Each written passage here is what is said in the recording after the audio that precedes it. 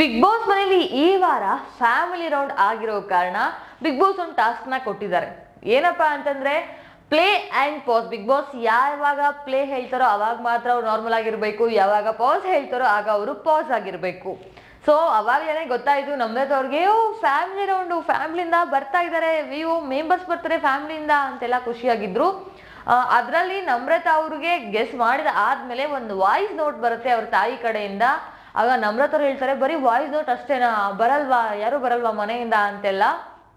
ಸ್ವಲ್ಪ ಸಮಯ ಕಳೆದ ಮೇಲೆ ಎಲ್ರೂ ಮನೆಯವ್ರು ಯಾರು ಬರ್ಬೋದು ಅಂತ ಕಾರಣತ್ತೋ ಅಂತಾನು ಗೊತ್ತಿಲ್ಲ, ತುಂಬಾ ಡಿಫ್ರೆಂಟ್ ಆಗಿ ಕಾಣ್ತಾ ಇತ್ತು. ಎಲ್ರೂ ಫೇಸ್ಗಳು ನೋಡಕ್ಕೆ ತುಂಬಾ ಗ್ಲೋ ಅನಿಸ್ತಾ ಇತ್ತು. ಕಾರಣ ಒಂದು ಅವ್ರ ಮನೆಯಿಂದ ಬರ್ತಾರೆ ಅನ್ನೋ ಖುಷಿ, ಯಾಕಂದ್ರೆ ಇಷ್ಟು ದಿನಗಳ ಕಾಲ ಅವ್ರನ್ನ ನೋಡದೇ ಇರೋದು.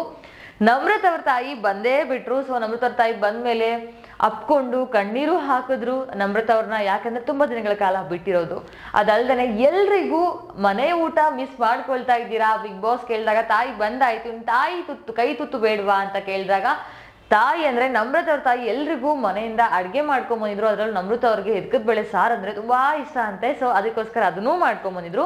ಅಂಡ್ ಕೂತ್ಕೊಂಡು ಮಾತಾಡ್ತಾ ಇರ್ಬೇಕಾದ್ರೆ ನಮ್ರತ್ ಅವ್ರು ಕೇಳ್ತಾರೆ, ಸ್ನೇಹಿತ್ ಕಾಲ್ ಮಾಡಿದ್ನಾ, ಮನೆಗೆ ಬಂದಿದ್ನಾ ಅಂತ. ಆಗ ಎಲ್ರು ಎದುರಿಗೂ ನಮ್ರತ್ ಅವ್ರು ಹೇಳಿದ್ರು, ನೋಡು ಸ್ನೇಹಿತ್ ಹೋದ್ಮೇಲೆ ಕಾಲ್ ಮಾಡಿಲ್ವಂತೆ, ಮನೆಗೂ ಬಂದಿಲ್ವಂತೆ ಅಂತ. ಆಗ ತುಕಾಲಿ ಅವರು, ನೀನು ಹೋದ್ಮೇಲೆ ಎಲ್ರು ಬರ್ತಿರ್ಬೇಕು ಬಿಡು ಫ್ಯಾಮಿಲಿ ಎಲ್ಲ ಅಂತ ಕಾಮಿಡಿ ಮಾಡ್ತಾ ಇದ್ರು. ಯಾಕೆ ಅಂತ ಅಮ್ಮ ಇದ್ದಾರೆ, ಸುಮ್ಮನೆ ಕೂತ್ಕೋ, ಹಂಗೆಲ್ಲ ಮಾತಾಡ್ಬೇಡಕ್ ಕದಕ್ತಾರೆ ಅಂತ ನಮ್ರತ್ ಅವ್ರು ಹೇಳಿದಾಗ ತುಕಾಲಿ ಅವ್ರು ಯಾಕೆ ಅಂತ ಕೇಳಿ, ಇಲ್ಲ ಬಂದ್ರೆ ಕಾಫಿ ಮಾಡ್ಕೊಡಲ್ವಾ, ಹೆಣ್ಣು ನೋಡಕ್ ಬರ್ತಾರೆ ಅನ್ನೋ ರೀತಿಲಿ ಮಾತುಗಳು ಬರ್ತಾ ಇತ್ತು. ಅಂಡ್ ಭಯ ಪಡ್ಕೊಂಡ್ಬಿಟ್ಟಿರ್ಬೇಕು, ನಾನು ವಿನಯ್ ಭಯ ಪಡಿಸ್ಬಿಟ್ಟಿದ್ರು, ಸರ್ಕಲ್ ಫೋಟೋ ಹಾಕಿದ್ರೆ ಬಂದ್ರೆ ಹೊಡೆದ್ ಕಳ್ಸ್ಬಿಡ್ತಾರೆ ಅಂತೆಲ್ಲ. ಸೊ ಸ್ನೇಹಿತರು ಯಾಕೆ ಹೋಗಿಲ್ಲ ಅಥವಾ ಹೋಗ್ತಾರಾ ಅಥವಾ ನಮ್ರತರು ಹೋದ್ಮೇಲೆ ಹೋಗ್ತಾರಾ ಅಂತ ನಾವೇಲೆ ತಿಳ್ಕೊಳ್ಳೋಣಂತೆ. ಅಂಡ್ ನಮ್ರತ ಅವ್ರನ್ನ ಬಿಟ್ಟು ಯಾರು ಮುಂದಿನ ವಾರ ಕ್ಯಾಪ್ಟನ್ ಆಗ್ಬೇಕು ಅಂತನೂ ಸಹ ಕೇಳಿದಾಗ ತನಿಷಾ ಅವರ ಹೆಸರನ್ನ ಹೇಳಿದ್ರು. ಕಾರಣ ತನಿಷಾ ಅವರು ಒಂದು ಹುಡುಗಿ ಕ್ಯಾಪ್ಟನ್ ಆಗ್ಲಿ ಅನ್ನೋದು, ಯಾಕಂದ್ರೆ ಹುಡುಗರೆಲ್ಲ ಆಗ್ಬಿಟ್ಟಿದ್ದಾರೆ ಕ್ಯಾಪ್ಟನ್. ಹುಡುಗಿರಲ್ಲಿ ಉಳಿದಿರೋದು ಸಿರಿ ಅವರು, ತನಿಷಾ ಅವರು ಮತ್ತೆ ಸಂಗೀತ ಅವರು. ಹಾಗಾಗಿ ತನಿಷಾ ಅವ್ರ ಹೆಸರನ್ನ ಸೂಚಿಸಿದ್ರು. ಅದೆಲ್ಲ ಆದ್ಮೇಲೆ ನಮ್ರತ್ ಅವ್ರ ತಾಯಿ ಆದ್ಮೇಲೆ ನಮ್ರತ್ ಅವ್ರ ತಾಯಿ ಬಂದಾಗ್ಲೇ ತುಕಾಲಿ ಸಂತೋಷ್ ಹೇಳ್ಬಿಟ್ಟಿದ್ರು, ನನ್ನ ಹೆಂಡತಿಯಲ್ಲಿ ಹೊರಗಡೆ ಇದ್ರೆ ಕಳಿಸ್ಬಿಡಿ ಅಂತ ಹೇಳ್ಬಿಡಿ ಬಿಗ್ ಬಾಸ್ಗೆ, ನನ್ನ ಹೆಂಡತಿ ಬರೋದೇ ಬೇಡ ಅಂತ ತುಕಾಲಿ ಸಂತೋಷ್ ಅವರು ನಮ್ರತ್ ಅವ್ರ ತಾಯಿ ಹತ್ರ ಹೇಳ್ತಾ ಇದ್ರು. ಅದನ್ನ ಅವ್ರ ಹೆಂಡತಿ ಕೇಳಿಸ್ಕೊಂಡ್ರೆ ಸುಮ್ಮನೆ ಇರ್ತಾರ? ಕೇಳಿಸ್ಕೊಂಡ್ರೆ ಏನಾಗಿರ್ಬೋದು ಪರಿಣಾಮ ಅಂತ ನೀವೇ ಗೆಸ್ ಮಾಡಿ. ಯಾಕೆ ಅಂದ್ರೆ ತುಕಾಲಿ ಸಂತೋಷ್ ಅವ್ರ ಹೆಂಡತಿ ಬಂದ್ಮೇಲೆ ತುಕಾಲಿ ಅವ್ರನ್ನ ಆಡಿಸ್ಕೊಂಡು ಹೊಡಿತಾ ಇದ್ರು ಕೋಲಲ್ಲಿ. ಬರ್ತಾ ಇರ್ಬೇಕಾದ್ರೆ ಫುಲ್ ಪ್ರಿಪೇರ್ ಆಗಿ ಬಂದ್ಬಿಟ್ಟು ನಾನು ಹೊಡಿಬೇಕು ಅಂತ. ಸಂಗೀತಕ್ಕ ಹೊಡಿಯೋದ್ ಬೇಡವಾ ಅಂತೆಲ್ಲ ಕೇಳಿ ಸಂಗೀತ ಅವ್ರ ಪರ್ಮಿಷನ್ ತಗೊಂಡು ತುಕಾಲಿ ಅವ್ರಿಗೆ ಹೊಡೆದಿದ್ದು ಆಯ್ತು, ಬಿಗ್ ಬಾಸ್ ಸಪೋರ್ಟ್ ಮಾಡಿದ್ದು ಆಯ್ತು. ಕಾರಣ ಬಿಗ್ ಬಾಸ್ ತುಕಾಲಿ ಅವ್ರು ಮಾತ್ರ ಪ್ಲೇ ಅಂತ ಹೇಳ್ದಾಗ್ಲೇನೆ ಹೊಡಿತಾ ಇರ್ಬೇಕಾದ್ರೆ ತಪ್ಪಿಸ್ಕೊಂಡು ಓಡಾಡ್ತಾ ಇದ್ರು. ಬಿಗ್ ಬಾಸ್ ದಯವಿಟ್ಟು ಇವ್ರೊಬ್ಬರಿಗೆ ಪಾಸ್ ಹೇಳಿ, ಉಳಿದವ್ರಿಗೆಲ್ಲ ಪ್ಲೇ ಹೇಳಿ ಅಂತ ಹೇಳಿ ಎಲ್ರಿಗೂ ಪ್ಲೇ ಹೇಳಿಸಿ ತುಕಾಲಿ ಸಂತೋಷ್ ಅವ್ರಿಗೆ ಮಾತ್ರ ಪಾಸ್ ಮಾಡಿಸಿ ಎಷ್ಟಾಗುತ್ತೋ ಅಷ್ಟು ಕಾಟ ಕೊಟ್ಟೇ ಬಿಟ್ರು. ನಾವು ತುಕಾಲಿ ಸಂತೋಷ್ ಅವ್ರನ್ನ ಒಬ್ಬ ಕಾಮಿಡಿಯನ್ ಆಗಿ ನೋಡಿದ್ವಿ. ಅವರ ಹೆಂಡತಿನೂ ಸಹ ಇಷ್ಟೊಂದು ಚೆನ್ನಾಗಿ ಕಾಮಿಡಿ ಮಾಡ್ತಾರೆ ಅಂತ ನಮ್ಗೆ ಯಾರಿಗೂ ಗೊತ್ತೇ ಇರಲಿಲ್ಲ. ಅಂಡ್ ಎಲ್ಲ ನಗುವಿನ ಹಿಂದೆ ಒಂದು ಕಹಿ ಸತ್ಯ ಇರುತ್ತೆ ಅಂತ ತುಕಾಲಿ ಸಂತೋಷ್ ಅವ್ರು ನೋಡಿದಾಗ ಗೊತ್ತಾಯ್ತು.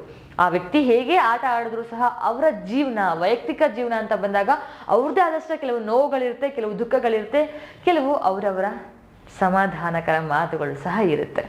ಹಾಗೆ ನಾವು ನೋಡಿದ್ದು ತುಕಾಲಿ ಸಂತೋಷ್ ಅವ್ರು ಮತ್ತೆ ನಮ್ರತ ಅವ್ರನ್ನ ನೋಡಿದ್ರೆ ತುಕಾಲಿ ಸಂತೋಷ್ ಹೆಂಡತಿಗೆ ಹೊಟ್ಟೆ ಉರಿಯುತ್ತೆ. ಕಾರಣ ಒಂದು ಸುಮ್ಮನೆ ಚಿಕ್ಕದಾಗಿ ಡ್ರಾಮಾ ಮಾಡಬೇಕು ಅಂತ ನಮ್ರತ ಅವ್ರ ಜೊತೆ ತುಕಾಲಿ ಸಂತೋಷ್ ಅವ್ರು ಸೇರ್ಕೊಂಡು ಚಿಕ್ಕದಾಗಿ ಒಂದು ನಾಟಕ ಮಾಡ್ತಾ ಇರ್ಬೇಕಾದ್ರೆ ಜಾಸ್ತಿ ಮಾಡ್ಬಿಟ್ರು ತುಕಾಲಿ ಸಂತೋಷ್ ಅವ್ರನ್ನ ಹೇಳಿದ್ಕೊಂಡು ಡೈಲಾಗ್ ಅಂತ ಹೇಳಿ ಅಲ್ಲೂ ಹೊಡೆದು ಎತ್ತಿ ಬಿಸಾಕ್ಬಿಟ್ರು ಕೆಳಗಡೆ ನೆಲಕ್ಕೆ. ಅಂಡ್ ತುಂಬಾ ಚೆನ್ನಾಗಿ ಕಾಮಿಡಿ ಮಾಡ್ತಾ ಇದ್ರು. ಅಂದ್ರೆ ನಾನು ಇವ್ರು ಎಮ್ಮೆ ಕಾಯಕ್ಕೆ ಹೋದಾಗ ಇವ್ರು ಕೋಣ ಹೊಡ್ಕೊಂಡ್ ಬಂದಂತೆ, ಕೋಣ ಹೊಡ್ಕೊಂಡ್ ನೋಡ್ಬಿಟ್ಟು ಇವ್ರು ಇಷ್ಟಪಟ್ಬಿಟ್ಟು ಮದ್ವೆ ಆದ್ವಿ, ನನ್ ಕೋಣ ನಂಗೆ ಚೆನ್ನಾಗಿದ್ದಾನೆ ಅಂತಲ್ಲ, ನನ್ಗೆ ಎಮ್ಮೆಗೆ ಒಂದು ಒಳ್ಳೆ ಜೋಡಿ ಸಿಕ್ತಲ್ಲ ಕೋಣ ಅಂತ. ನಾನು ಎಮ್ಮೆ ಕಾಯಕ್ಕೆ ಹೋದ್ರೆ ಇವ್ನು ಅರ್ಜುನ ಕಾಯಕ್ಕೆ ಹೋಗ್ತಿದ್ದ, ನಾನು ಎಲ್ಲರೂ ಚೆನ್ನಾಗಿರೋನೇ ಮದುವೆ ಆಗ್ಬಿಟ್ರೆ ಈ ಥರ ಡಬ್ಬದ ಮಕ್ಕಳನ್ನ ಯಾರು ಮದುವೆ ಆಗ್ಬೇಕು ಅಂತೆಲ್ಲ ಮಾತಾಡಿದ್ರು. ಅದೆಲ್ಲ ಒಂದು ಕಾಮಿಡಿ ಮಾತುಗಳಷ್ಟೇ ಆಯ್ತಾ, ನಾನು ಯಾರು ಸೇರಿಸ ತಗೊಳ್ಳೋ ಅವಶ್ಯಕತೆ ಇಲ್ಲ ಅಂತ ನನ್ಗನ್ಸುತ್ತೆ. ಅದನ್ನೂ ಸಹ ಅವ್ರು ಹೇಳಿದ್ರು. ಎಷ್ಟೊಂದು ಜನ ಹೇಳ್ತಾ ಇರ್ತಾರೆ ನನಗೆ, ನಾನು ಇವ್ರಿಬ್ರು ಇಷ್ಟು ಕಿತ್ತಾಡ್ತಾರೆ, ಹಿಂಗೆಲ್ಲ ಮಾಡಿದ್ರೆ ಯಾರು ಇದನ್ನ ಮಾಡ್ತಾರೆ, ಆ ಚೆನ್ನಾಗಿರೋ ಜೀವನ ಎಕ್ಕುಟ್ಟು ಹೋಗುತ್ತೆ ಅಂತೆಲ್ಲ ಹೇಳ್ತಾ ಇದ್ರು. ಆದ್ರೆ ನಾವು ಯಾಕೆ ಜಗಳ ಮಾಡ್ತೀವಿ ಅಂತಂದ್ರೆ ಬೇರೆಯವ್ರನ್ನ ನಗ್ಸಕ್ಕೋಸ್ಕರ. ಇದು ನಮ್ದೊಂದು ಫನ್ನಿ ಜಗಳ ಆಗಿರುತ್ತೆ ಹೊರತು ನಾವಿಬ್ರು ಹೇಗಿದ್ದೀವಿ ಅಂತ ನಮಗ್ ಮಾತ್ರ ಗೊತ್ತು ಅಂತ ಹೇಳಿದ್ರು. ಅದಲ್ದೇನೆ ತುಕಾಲಿ ಸಂತೋಷ್ ಅವರಿಗೆ ಅವರ ಮನೆಯವರೇ ತುಂಬಾ ಅವಮಾನಗಳನ್ನ ಮಾಡಿದಾರಂತೆ. ಒಂದು ತುಕಾಲಿ ಸಂತೋಷ್ ಅವರಿಗೆ ತಂದೆ ಮತ್ತೆ ತಾಯಿ ಇಲ್ಲದೆ ಇರೋದು.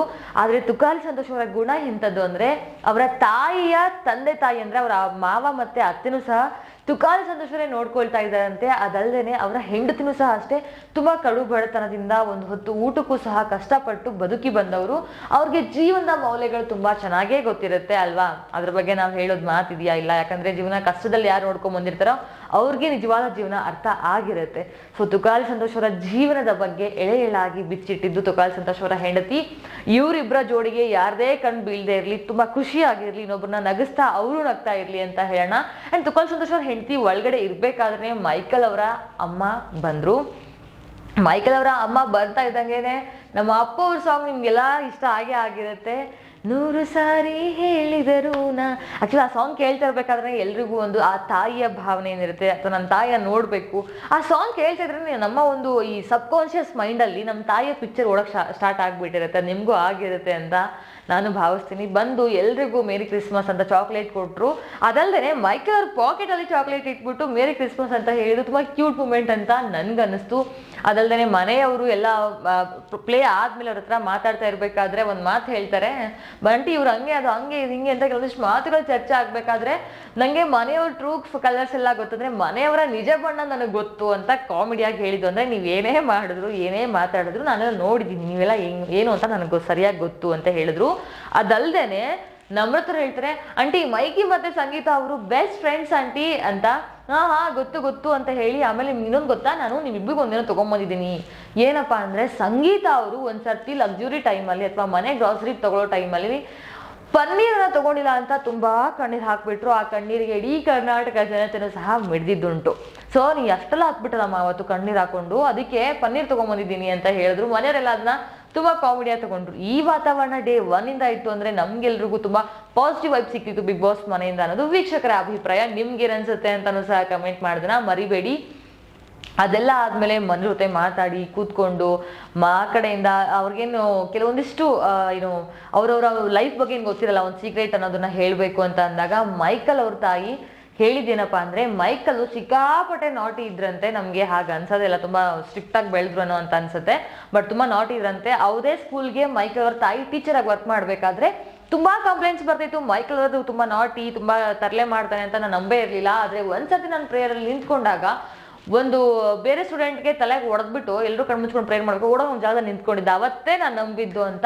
ಎಷ್ಟು ಫನ್ನಿ ಆಗಿದೆ ಇತ್ತು ಅಂದ್ರೆ, ನಿನ್ನೆ ಒಂದಿಷ್ಟು ಮೂಮೆಂಟ್ಗಳನ್ನ ಚರಿಶ್ ಮಾಡೋ ಥರದಿತ್ತು, ಕೆಲವೊಂದಿಷ್ಟು ಮೂಮೆಂಟ್ಸ್ನ ನೋಡಿ ಕಣ್ಣೀರು ಬರೋ ಥರದಿತ್ತು. ಸೊ ಫ್ಯಾಮಿಲಿ ಅಂದ್ರೆ ಹಾಗಿಲ್ವಾ, ಮಿಕ್ಸ್ಡ್ ಎಮೋಷನ್ಸ್ ಅಂತ ಹೇಳ್ತಾರಲ್ಲ ಆ ರೀತಿ ಅಳು ನಗು ಸುಖ ದುಃಖ ಎಲ್ಲ ಇದ್ದಾಗಲೇ ಅದೊಂದು ಕೂಡು ಕುಟುಂಬ ಆಗೋದಕ್ಕೆ ಸಾಧ್ಯ.